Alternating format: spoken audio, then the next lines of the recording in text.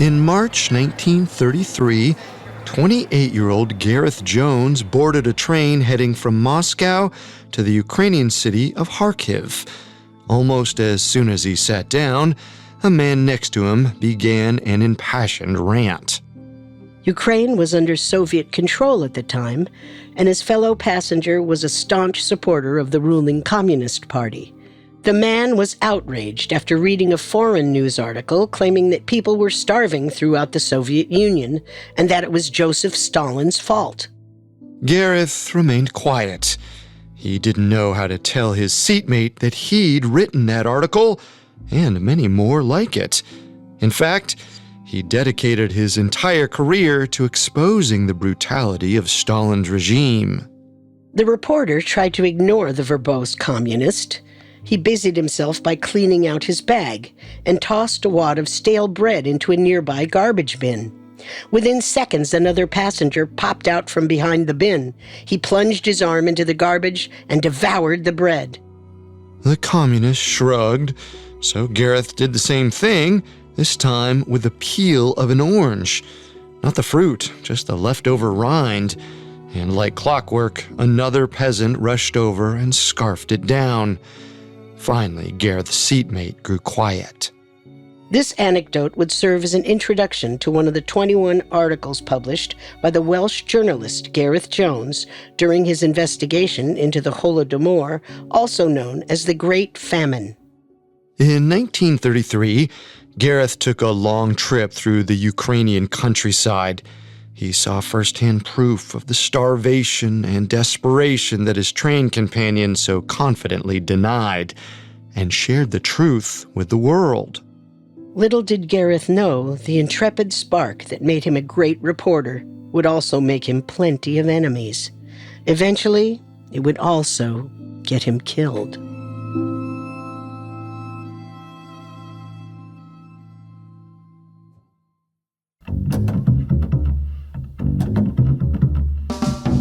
This is Unsolved Murders True Crime Stories, a Spotify original from Parcast. I'm your host, Carter Roy. And I'm your host, Wendy McKenzie. Every Tuesday, we dive into the world of a real unsolved murder and try to solve the case. You can find episodes of Unsolved Murders and all other Spotify originals from Parcast for free on Spotify. This is our one-part episode on Gareth Jones, a young journalist who died of mysterious causes after exposing multiple atrocities committed by the Soviet government in the early 1930s. We have all that and more coming up. Stay with us. Gareth Jones was born on August 13th, 1905, in Barry, Wales. From a young age, he was captivated by tales of heroic journeys and adventure. On an average day, you'd likely find 6-year-old Gareth down by the docks of the small port town, listening to the sailors who'd just returned from the choppy seas. Is that Mr. Jones I spy? Yeah, you're just in time. Take a seat. Come now, you brunts, make room. This one is just about to get good. So, it must have been our 4th night out when I was flung from my bunk and woke up face first on the floor. And before I knew it, I was flung back in the other direction twice as hard. Lads, we were stuck in a storm the likes of which I'd never seen, and land was more than 2 days away. But there was no storyteller who could grip young Gareth's attention quite like his mother, Annie Gwen Jones. 6 years before Gareth was born, Ms. Jones traveled to Russia and spent 3 years tutoring the grandchildren of a Soviet businessman. Although her stories had no sea monsters or tidal waves, Gareth was enamored by his mother's tales of the lush Russian countryside. I went for a stroll in the afternoon to get my first ideas of the city. I wanted to see the countryside for myself. The strangeness of the inhabitants, the beauty of the buildings and the park, the peculiarly paved streets I had been reading about for so many years. It all enchanted me. I was supposed to be gone for no longer than 20 minutes, but I couldn't help but stay out until daybreak. And Annie Gwen Jones wasn't the only one fostering Gareth's curious and intellectual side. His father, Edgar, was the headmaster of a local school where Gareth studied as a child. With this intellectual upbringing, it was no surprise that in 1922, 17-year-old Gareth was awarded a scholarship to study language at the local university. He wanted to focus on Russian so that he might be able to one day follow in his mother's footsteps. By the end of his first year, he'd won numerous academic awards and prizes. He was also becoming a prominent contributor to the school newspaper. Then in 1923, he got his first taste of travel when he went to study abroad at the University of Strasbourg, right on the border between Germany and France. This was a pivotal moment for young Gareth, as it showed him that it was one thing to study language and culture, but another thing entirely to experience it. He graduated in 1926 with first-class honors and decided to continue his education in French, German, and Russian at Cambridge. As his first year came to a close, Gareth was chomping at the bit to travel again. He yearned for an experience that would bring him closer to the heart of his studies, Eastern European languages and culture. So he made plans to travel to Riga, the capital city of Latvia. When he arrived, he was immediately struck by the dilapidated nature of the city. All around him were the signs of a brutal power struggle. In 1918, the Latvians began rebelling against Russian and German troops for control over their land. It ended in 1920 with a peace treaty, but the damage was irreversible. He carried his diary everywhere and took notes on all he saw. Everywhere you look, there are scores of tiny, dirty wooden houses and ramshackle buildings. Everything in the streets seems so neglected. No proper gutters either. But this in no way dissuaded Gareth. In fact, this was exactly the sort of culture shock he craved. He wasn't looking for lavish beaches or gorgeous steeples. He wanted adventure. Luckily, Gareth was able to find a decent living situation while in Latvia. He stayed with a wealthy Russian family. In exchange for his help around the house, they'd keep Gareth up to date with current events in their home country. Gareth was so troubled by what his hosts had to tell him that he wrote a letter back home to relay his concerns. I'm terribly concerned for the state of Russia. Leaders are calling on all citizens to arm themselves. It sounds like utter panic. Here in Riga, things are calm, but the political decisions of the communist leaders seem as though they could have disastrous outcomes, and I'd be surprised if there wasn't some sort of uprising sometime soon. Gareth's observations proved to be quite astute. Russia was experiencing an uprising sparked by Joseph Stalin's rise to power.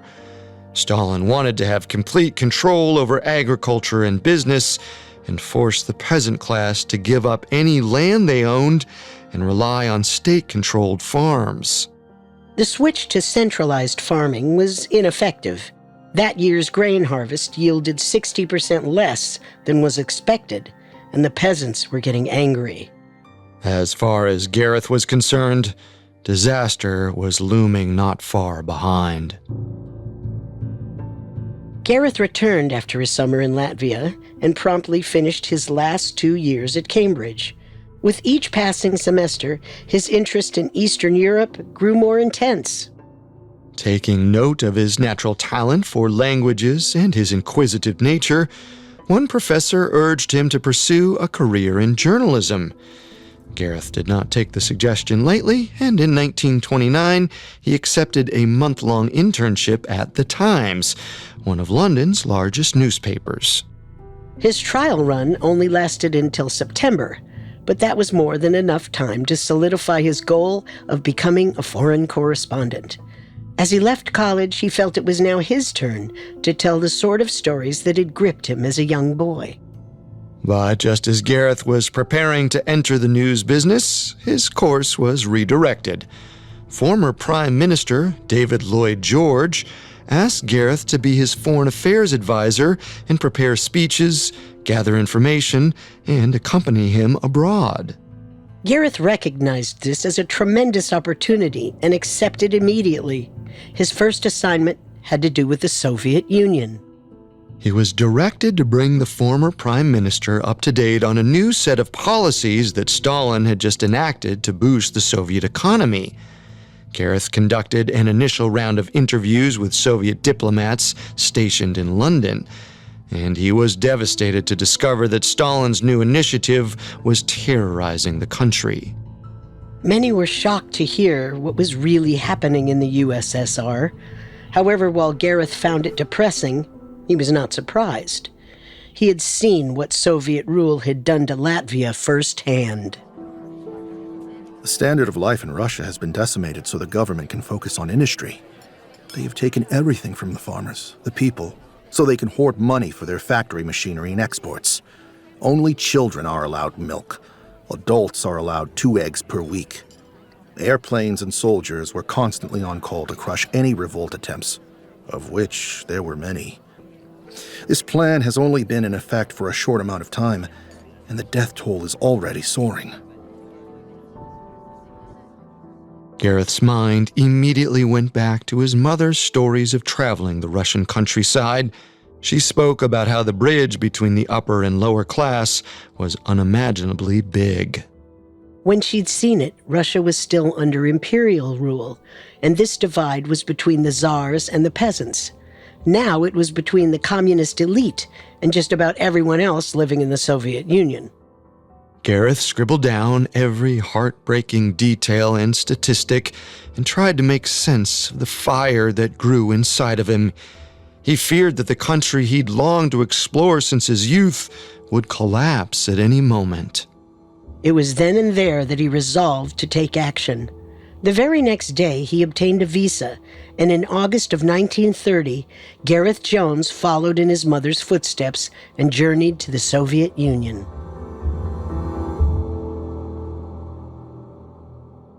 Coming up, Gareth sees the tragic state of 1930s Russia for himself. Pirates. For centuries, the world has been fascinated by them. In films like Pirates of the Caribbean, they're portrayed as swaggering anti-heroes. In books like Treasure Island, they're fearsome villains. But who were they really? That's the question that Real Pirates, the new Spotify original from Parcast, answers. The whole thing about a pirate ship is that they were heavily manned. But you could have 100 pirates on board, so these are floating violence factories. At the same time, pirates were really fascinating characters in a way. If you were born poor, you stayed poor. Pirates, on the other hand, they were able to transcend that social boundary. They didn't see themselves just as thieves and brigands. They saw themselves as social revolutionaries. Set sail under the black flag, alongside notorious outlaws like Blackbeard, Charles Vane, Anne Bonny, and Mary Read. Join us for episodes airing weekly starting November 15th. Follow and listen to Real Pirates for free on Spotify. And now, back to the story.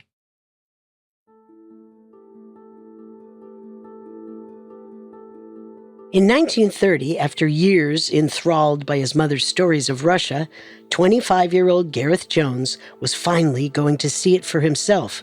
He traveled to the Ukrainian city of Husavka, the very city his mother had told him about.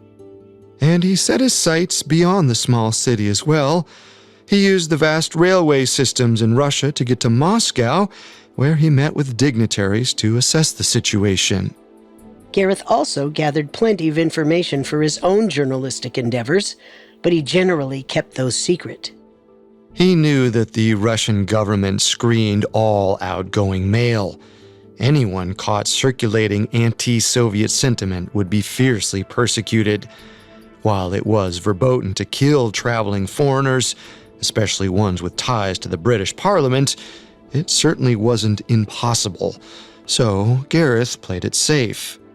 However, once he was safely out of the USSR, he wrote a letter to his family back in Wales on August 20th, 1930. Russia is in disarray. There is only bread. The only meat, fruit, or vegetable available is rotten. The oppression, injustice, and misery among the working class is palpable everywhere. The winter is going to be one of great suffering and starvation, as the farms have been ravaged by poverty. The Soviet government is the most brutal in the world. I say this without hesitation. For good reason. The peasants hate the communists, and there is no resolution in sight. In the year that followed his first excursion to the Soviet Republic, he published a series of articles that outlined the economic and social injustices that were taking place there. One of these pieces was published in the London-based newspaper The Times, entitled Two Russias. The piece outlined just how wide the bridge between the ruling class and the ruled had become in Russia. The wealthy and powerful were happier than ever, while just about everyone else was suffering. This was all due to Stalin's singular plans to turn Russia into an industrial superpower. However, as Gareth quickly found out, things were not going smoothly. There simply weren't enough skilled laborers in the country to support this audacious new initiative. Only making matters worse, all of the government's money was going to machinery with none allocated to training the workers. And the factories weren't the only place where Gareth saw issues. Russia's railways were poorly maintained, which meant that the coal required to keep these new factories running was constantly delayed. Much of this information was concealed by the government, and this only made matters worse. This left the upper class thinking these failures were the fault of the workers, when in reality, they were just victims of a flawed system. And hundreds of these same workers were not just blamed, but also executed. Out of fear of persecution, Gareth Jones chose to publish the articles he wrote during this trip anonymously. He returned to Britain in 1932 and rejoined David Lloyd George's staff. But just as he was settling into a comfortable office life, his boss received a memo from London. It was regarding the agricultural state of affairs in the USSR, something that Gareth was quite familiar with at this point. His reporting had drummed up quite a stir and caused a few British agencies to start poking around. Sure enough, after a lengthy tour through the USSR, a government agent from the United Kingdom compiled a document stating that peasants in the Ukraine were quickly approaching a state of all-out famine. On top of everything that Gareth witnessed during his last tour of the USSR, the Communist Party was now seizing grains produced by the collective farms and distributing them to Russia's major cities. That left the peasantry with even less than they had previously. With more ambition than ever before, Gareth planned a second visit to the USSR. He was well aware that this would be his last. He was about to embark on a journalistic endeavor that would ensure the Russian government would never allow him into Soviet territory again. On March 4th, 1933, 28-year-old Gareth Jones arrived in the Soviet Union. Only this time, it was different. He wasn't setting out to discover, to learn, to investigate. He was there to prove something. The memo he saw in the former Prime Minister's office proved that Gareth's worst fears for the future of Russia had come true. Famine was ravaging the countryside. Brave as ever, Gareth set out to write his most scathing and revealing articles thus far. But it wouldn't be easy. He was already known by the Soviet government for previous pieces that slandered the communist regime. So he tried to go about his work as covertly as possible. On March 7th, on his third day in Russia, he sent a postcard to his family back in Wales. Hello to my loving family. Just wanted to give word that I have just returned from Moscow and am having a splendid time here in Kharkiv. I'm staying with a tremendously kind German government official who has allowed me to stay with him and show me the city. Tomorrow we have plans to go to the opera. And on Thursday, we shall take a high-speed train all around the Ukraine. What a joy this trip has been. The details in Gareth's postcard were factually accurate. He did spend a few nights in Moscow, and he did purchase a train ticket to Kharkiv, but he also knew Soviet officials would be screening his mail. He left the most important details of his plan unwritten. He didn't want the officials to know he'd be exiting the train long before it arrived in Kharkiv. nor that he intended to walk 40 miles along the Ukrainian countryside, witnessing the famine for himself, interviewing the starving peasants to get the real story about what Stalin's policies had done to the Soviet Union's working class. Over the next 2 weeks, Gareth Jones visited numerous villages on foot and slept in the huts of those kind enough to house him for the night. The conditions were harsh, but he recognized that he had the privilege of returning back home once his work was done. The people he interviewed had no escape. Gareth knew things were bad, but it only took that first train ride for him to see just how dire the situation had become. Peasants aboard the train were fighting over small scraps of food right in front of him.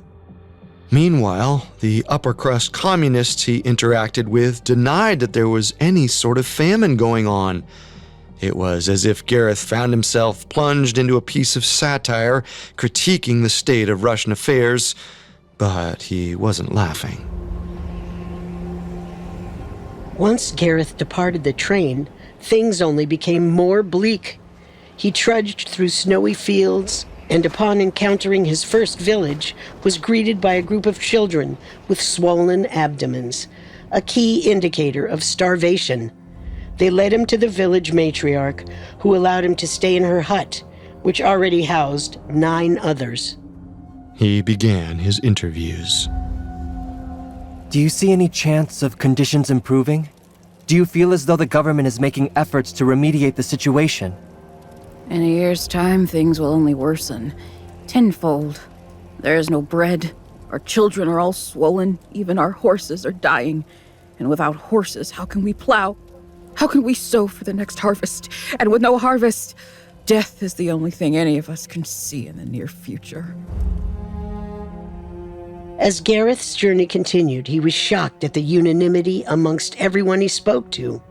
No one saw an end in sight, and the death toll was completely unmanageable. Gareth did not visit a single village that hadn't experienced mass casualties as a result of famine or famine-related sickness. Even as he neared larger cities, he found that factory workers were rapidly approaching the same fate as their rural counterparts. I know the peasants have no food, but we hardly have any. It's terrible. I get 2 pounds worth of rotten bread a day. No meat, no eggs, no butter. I haven't had meat in a year. It is not enough to live on. And that was just what was afforded to those lucky enough to keep their jobs. The thousands of laborers who were dismissed from factories across the USSR were often banished from the city and were stripped of their basic privileges. We are treated like cattle. We were told to leave the city, and they took our bread card. But how can we live? I used to receive bread from my family, but now, in the countryside, we have nothing. But what affected Gareth most profoundly were the children. He encountered hundreds of them, often in groups, searching the streets for any form of sustenance. With the foulest of rags and the most depraved of faces, they hover about. They wander about the streets of the towns. I have seen some being captured by the police and taken away. On March 29th, Gareth Jones brought his grueling expedition to a close and set sights for Berlin. There, he called a press conference and shared his findings. It sent shockwaves throughout the world. Media outlets in America, Germany, and France were eager to cover his harrowing journey through famine-stricken Ukraine. But Gareth had his own reporting to do. Over the next 3 weeks, he published 21 articles across 4 different British publications. Gareth was well aware that after exposing the famine and criticizing Stalin's regime so vocally, he would never again be granted access to the USSR. Fittingly, his last article in this series was entitled Goodbye Russia, an in-depth exploration and inspection of Gareth's conflicted relationship with the Soviet Union. It was published by the Daily Express on April 11th, 1933. The internationalism of the Russian people used to impress me. They set aside all petty prejudices between races. They abhorred pogrom. They gave rights to the smaller nations to speak their own languages.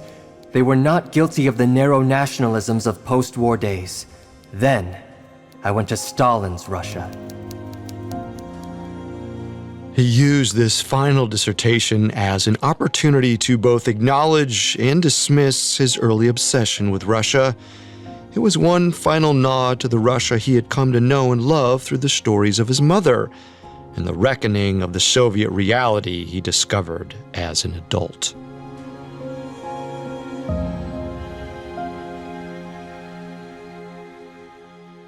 Coming up, Gareth leaves the USSR behind and meets an untimely fate. And now back to the story.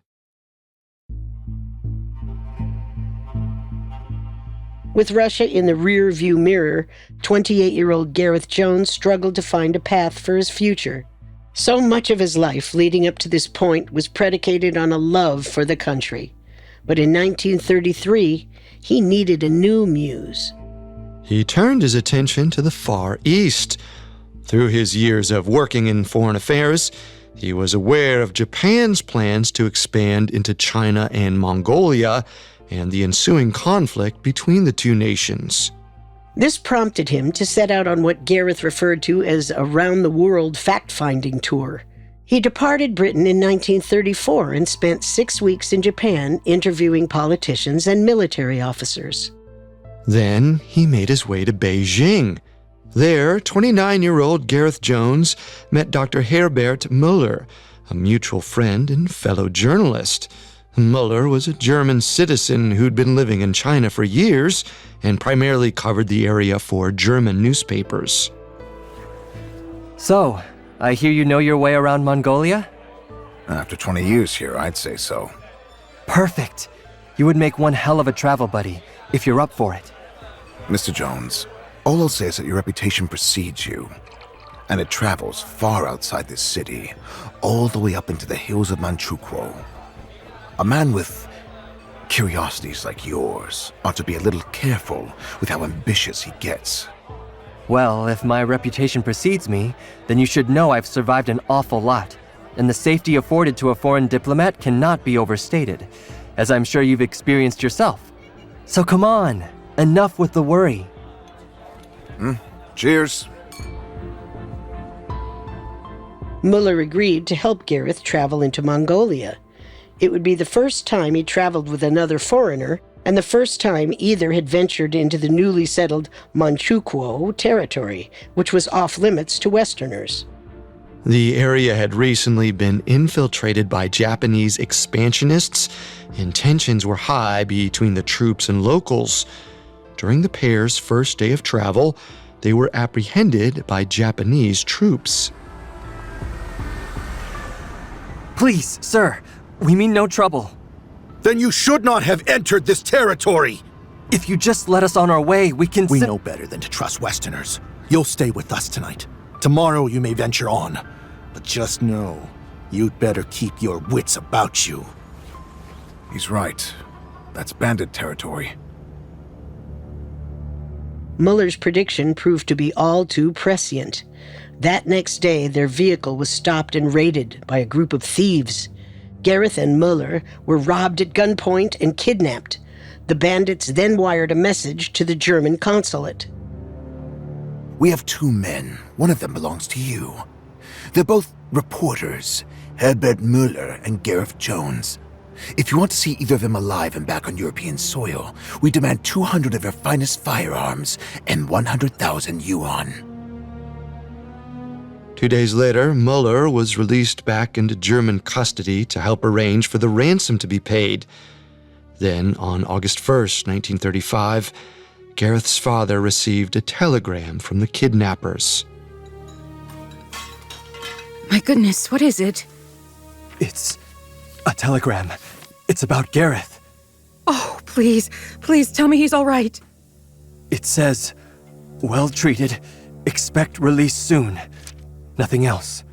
Oh, we're getting our boy back. Oh, thank heavens, we are getting our Gareth back. But things weren't quite so easy.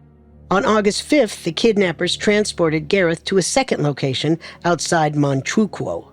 Then 3 days later, he was put into the hands of a separate group of criminals. Both the Chinese and Japanese government tried to get in touch with the new kidnappers, but they were even less cooperative. Then on August 17, 1935, it was reported that Chinese authorities found the body of Gareth Jones with 3 bullet wounds in his chest. It was later discovered that he'd been dead for 5 days and was likely murdered just 1 day shy of his 30th birthday. Although very little is known about the specifics of Gareth's kidnapping and subsequent murder, many believe that the Soviets played a hand in it. In the months before his death, he was surrounded by people who were later revealed to have Soviet allegiances. Before his trip to Mongolia, Gareth stayed in Tokyo at the home of German journalist Gunther Stein. Stein worked for a newspaper that was not only revealed to have communist sympathies, but had multiple Soviet spies on staff. Only a few weeks after Gareth left Stein's apartment, another guest stayed there, Richard Sorge, a Soviet master spy. Later, Sorge and Stein were rumored to have been part of the same spy ring and close accomplices. Many believe that this was no coincidence, and that the two were not only tracking Gareth's activities, but may have tipped off the bandits who eventually took his life. In addition, public documents released in 2005 suggest that Dr. Mueller, Gareth's travel companion in Asia, was a known communist and a Chinese representative of the Soviet Union. As researchers began digging into Mueller's background, it seemed more and more likely that he played a role in Gareth's death. An MI5 dossier on the incident states that the vehicle that Gareth and Mueller were driving in when they were first apprehended by the bandits was lent to Mueller by a German company called Vostwag, a confirmed trading front for Soviet intelligence.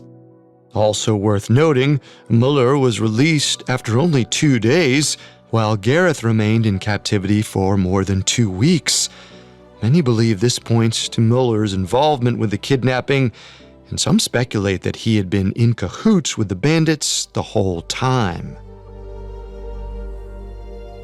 With this in mind, I do believe that the Soviet Union was responsible for the murder of Gareth Jones. No other journalists dedicated their career to exposing the many injustices of the Communist Party quite like Gareth did. And if it wasn't for his connections to British Parliament, they likely would have killed him much sooner. While I agree that the Soviets wanted him dead, I feel like the evidence isn't substantial enough to implicate the Soviet Union here.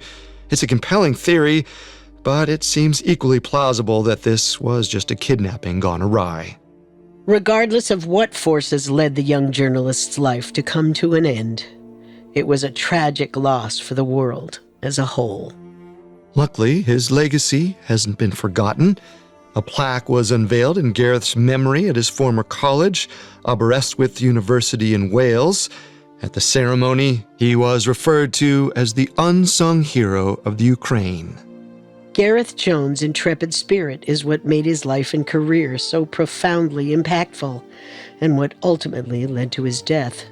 And tragic as it may have been, it is fitting that his life came to an end in the most Gareth Jones way imaginable. Not at a desk or behind a typewriter, not in a hospital bed, slowly fading away, but in the depths of a foreign land, laying it all on the line to uncover the truth and tell a story that no one else was willing to tell.